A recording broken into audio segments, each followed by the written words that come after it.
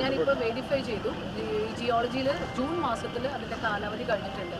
June 19 ജിയോളജിയുടെ കാലാവധിയും തീർന്നു. മുനിസിപ്പാലിറ്റിയുടെ കാലാവധി 20-ാം തീയതി ജൂൺ 20 അത് തീർന്നിട്ടുണ്ട്. അപ്പം നിലവിൽ പെർമിഷൻ ഇല്ല. പെർമിറ്റ് കൊടുത്തതല്ല പറയണത്. ഞാൻ പറയുന്നത് മണ്ണെടുക്കാനുള്ള പെർമിഷന്റെ കാലാവധി ജൂൺ മാസത്തിൽ ജിയോളജിയുടെ തീർന്നിട്ടുണ്ട്, നഗരസഭയുടെ തീർന്നിട്ടുണ്ട്. അപ്പോൾ ആസ് ഓഫ് നൗ അങ്ങനെ ഒരു പെർമിഷൻ ഇല്ല, അനുമതിയില്ല. തീർച്ചയായിട്ടും ഇങ്ങനെ തന്നെ. അല്ല, ജൂൺ വരെ ആയിരുന്നു ഇതിന് പെർമിഷൻ കൊടുത്തത്. അതിന്റെ കാലാവധി പിന്നെ പുതുക്കി റിന്യൂ ചെയ്തിട്ടില്ല. പക്ഷേ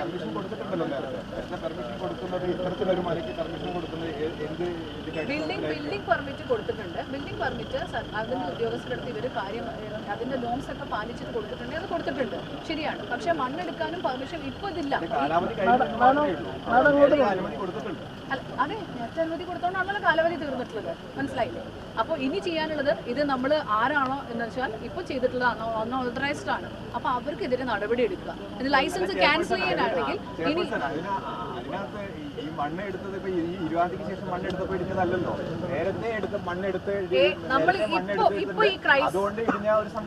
ഇപ്പൊ ഈ ക്രൈസിസ് വന്നിട്ടുള്ളത് മഴക്കാലമായതുകൊണ്ടാണ്. ഈ മഴക്കാലത്ത് ദയവ് ഞാൻ പറയണമെന്ന് കേൾക്കും. മഴക്കാലത്ത് ഇപ്പൊ പെർമിഷൻ ഇല്ല, ജിയോളജിയുടെ പെർമിഷൻ ഇല്ല, നഗരസഭയുടെ പെർമിഷൻ ഇല്ല. നമ്മൾ വേറെ കൂടുതലൊന്നും ചെയ്യേണ്ട. ഇനി ഇത് എന്താണെന്ന് പരിശോധിച്ചിട്ട് അവരുടെ എന്ത് വേണമെങ്കിലും നമ്മൾ ലൈസൻസ് വേണമെങ്കിൽ ക്യാൻസൽ ചെയ്യാം. മറ്റെന്ത് സൗകര്യങ്ങളും ചെയ്തിട്ട് മിനിസ്റ്റർ ഉറപ്പ് നൽകിയിട്ടുണ്ട്. മിനിസ്റ്റർ ഉണ്ട് നമ്മുടെ കൂടെ, കളക്ടർ ഉണ്ട്, നമ്മുടെ എല്ലാ വകുപ്പും നമ്മുടെ കൂടെ ഉണ്ട്. ഇപ്പം നമ്മൾ ചെയ്യേണ്ടത് ഇപ്പം ഞാൻ ഇവരെ അറിയിക്കാന്ന് മാത്രമേ ഉള്ളൂ. നിലവിൽ ഇതില്ല. എനിക്ക് ജിയോളജിയുടെ പെർമിഷൻ ഡീറ്റെയിൽസ് എനിക്ക് അറിയില്ല.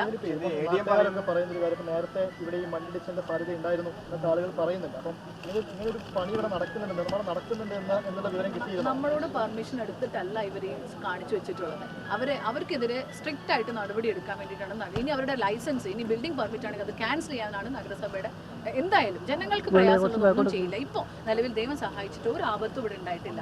നമ്മൾ ആളുകളെ സേഫ് ആയിട്ട് എത്തിച്ചിട്ടുണ്ട്. പാണക്കാട് ഹൈസ്കൂളിൽ ക്യാമ്പ് 75ഓളം ആളുകൾ അവിടെ ഉണ്ട്.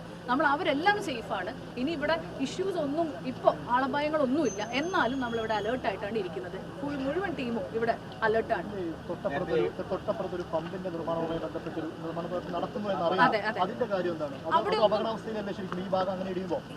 ഈ ഭാഗത്ത് ഇപ്പൊ പമ്പിന്റെ മാത്രമല്ല, ഈ വീടുകളൊക്കെ അങ്ങനെയാണെങ്കിൽ അപകടാവസ്ഥയിലാണല്ലോ. അതിന് ചുറ്റും ഈ പരിസരം മൊത്തം അങ്ങനെയാണല്ലോ. അതിപ്പോ ഇത് എടുത്തോണ്ട് മാത്രം നമുക്ക് പറയാൻ പറ്റില്ലേ. നമ്മൾ അതിന്റെ അടുത്തുള്ള പെട്രോൾ പമ്പിന്റെ അതുപോലെ തന്നെ നഗരസഭയുടെ ഒരു ഹെൽത്ത് സെന്റർ സ്റ്റാർട്ട് ചെയ്യാൻ വേണ്ടി തങ്ങൾ കുടുംബം സൗജന്യമായിട്ട് തന്ന സ്ഥലമൊക്കെ ഉണ്ട്.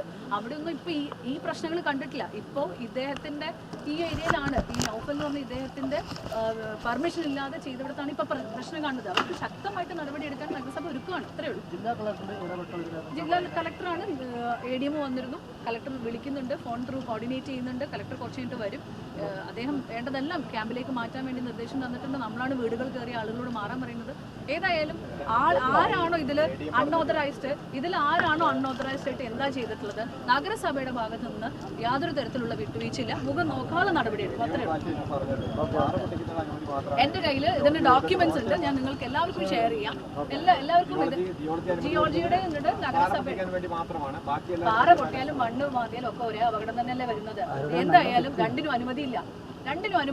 രണ്ടിനും കാലാവധി കഴിഞ്ഞിട്ടുണ്ട്. രണ്ടിനും ഡീറ്റെയിൽസ് ഞാൻ അയക്കാം. രണ്ടും ജൂണിലാണ്. 19 ഒന്നും കഴിഞ്ഞു, 20 ഞാൻ ഷെയർ ചെയ്യും.